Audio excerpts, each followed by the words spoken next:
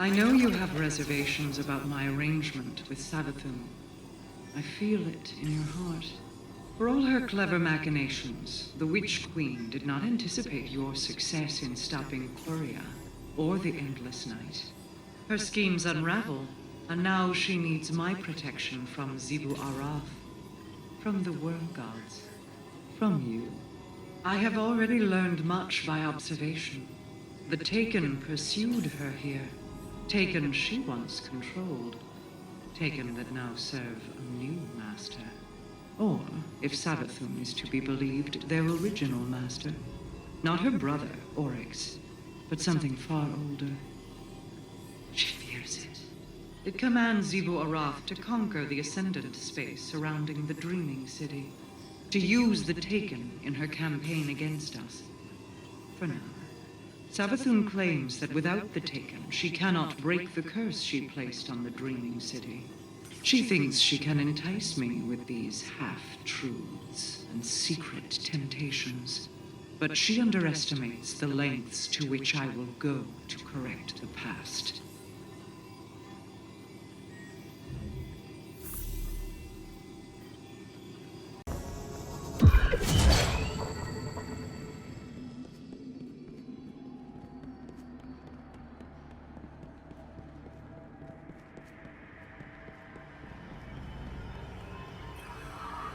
I knew you'd be back.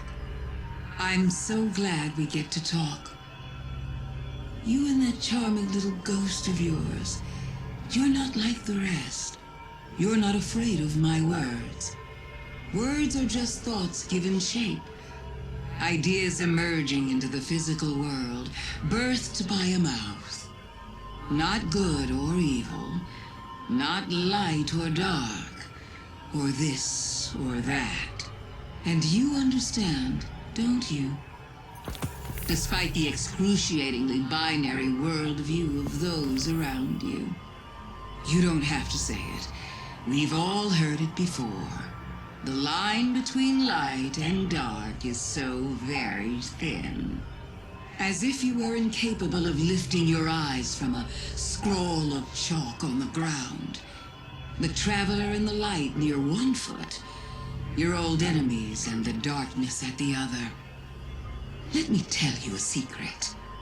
If you ever want to see what's been watching you since the very beginning, just stand on that line and look up.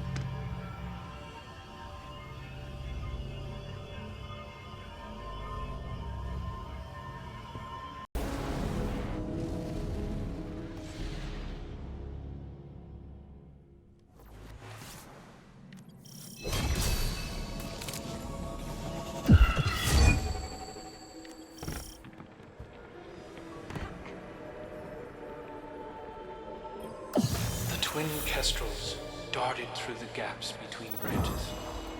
The leaves formed verdant pathways. Predictably, Riga first, with Agar close behind. In those pathways they traded secrets. Secrets Riga whispered to the flock, hoping to push them beyond the hollow, beyond the forest. Most nights, Riga and Agar sat beneath the stars to dream. Twin hearts sounding a duet of beats. Like ours, Mara. I still feel yours. Still distant. In this story, Agar fixated on the dark clouded pox that marred the night above the canopy.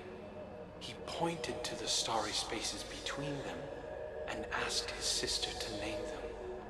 Riga never spoke a word. She already knew all their names and didn't want to crush his spirit. How charitable. One night, Agar grew impatient of her silence and pointed to one of the dark spots as it roared with thunder.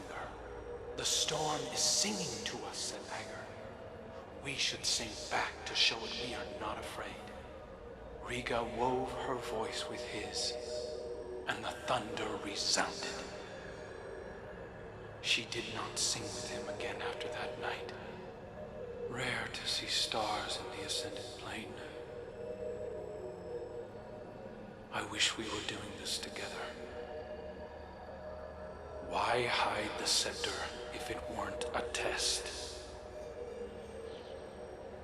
I understand you bear some knowledge of the Awoken, but our creation is still only myth to you, Warlock.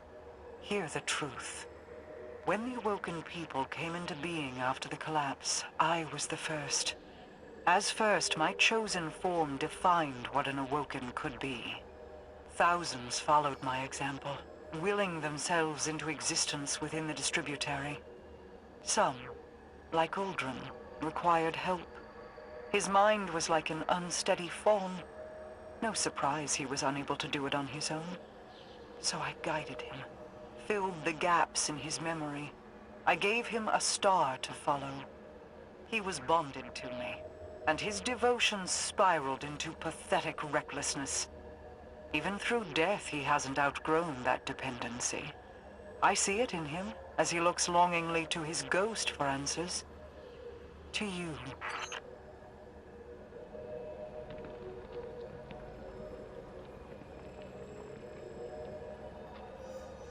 Consider subscribing.